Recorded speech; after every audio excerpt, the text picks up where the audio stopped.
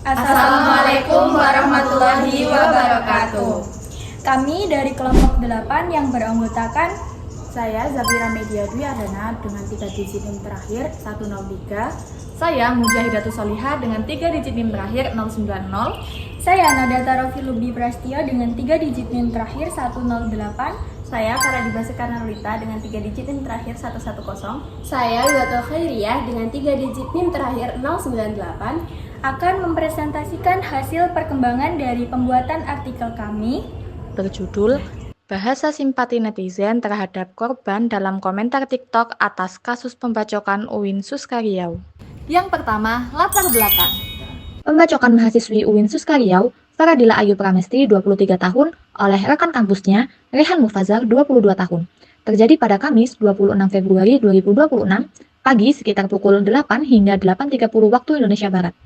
Di lantai 2 Fakultas Syariah dan Ilmu Hukum, pelaku nekat menyerang korban menggunakan kapak saat korban menunggu ujian, dipicu oleh masalah asmara atau sakit hati karena cintanya ditolak.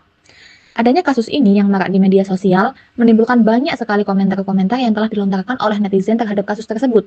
Beberapa dari mereka menilai sikap dari korban maupun pelaku.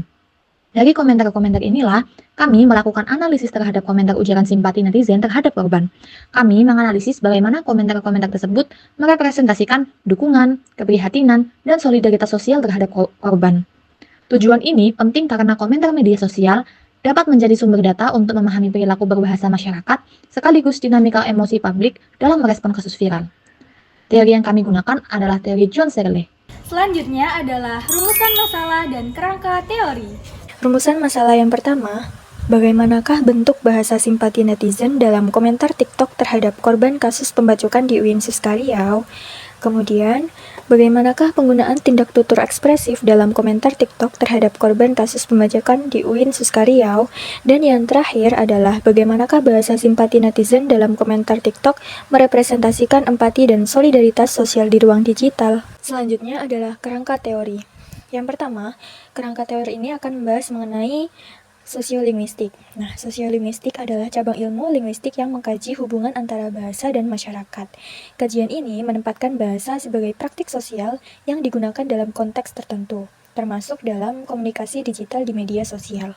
Dalam penelitian ini, sosiolinguistik digunakan untuk melihat penggunaan bahasa simpati netizen dalam komentar TikTok sebagai bagian dari interaksi sosial di ruang digital. Yang kedua adalah bahasa simpati dalam media sosial.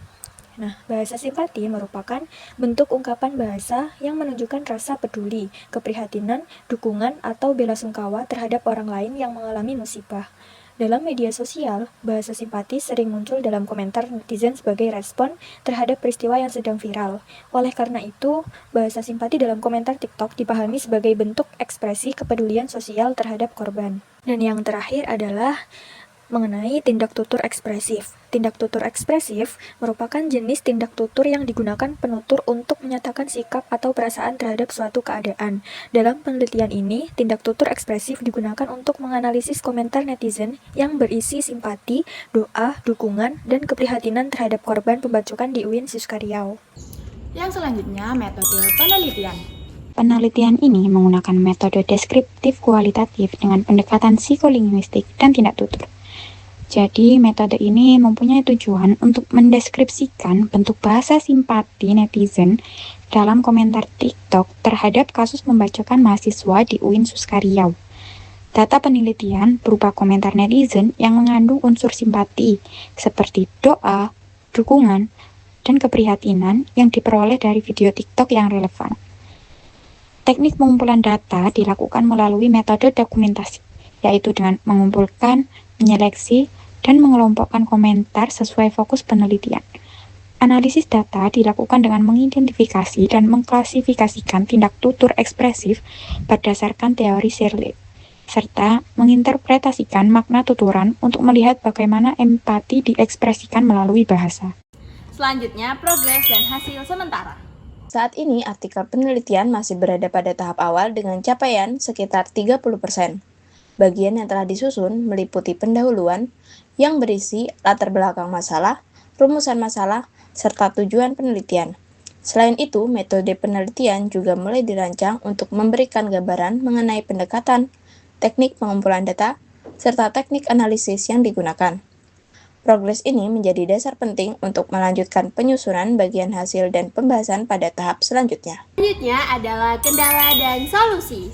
Kendala dari kelompok kami yang pertama adalah data yang diperoleh masih terbatas, hanya bersumber dari satu video TikTok saja.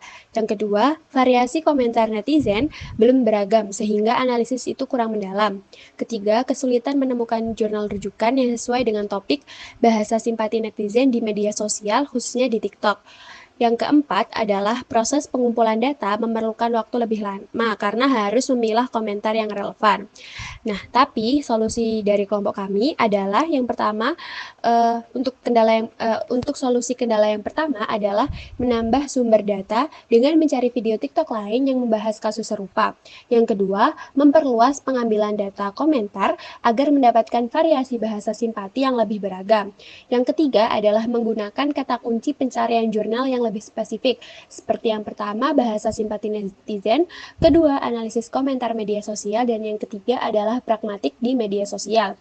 Selanjutnya adalah mencari referensi dari jurnal yang relevan meskipun tidak membahas TikTok secara langsung, misalnya dari Instagram, Twitter, ataupun Facebook. Dan yang terakhir adalah membagi tugas tim untuk mempercepat proses pencarian data dan referensi.